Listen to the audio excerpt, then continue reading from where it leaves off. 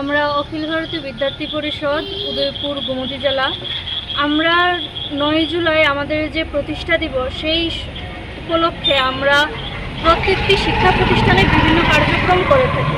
সেই কার্যক্রমের অঙ্গ হিসেবে গোকুলপুর স্কুলে যাই এবং বিভিন্ন কার্যক্রম হয়। তার পর দিয়ে একজন বহিরাগত দুষ্কৃতী এসে আমাদের যে বন কার্যকর্তা আছে তাদের উপর হামলা চালায় এবং তার সাথে বাজে ব্যবহার করে।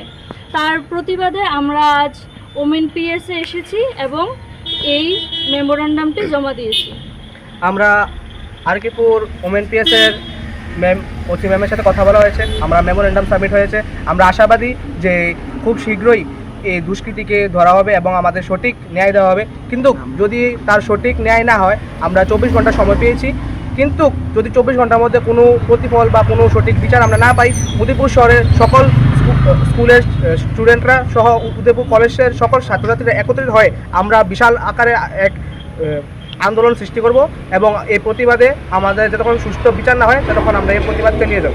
ওর বাড়ি মূলত গোকুলপুর যে স্কুল, ওই স্কুলের পার্শ্ববর্তী একজন ব্যক্তি।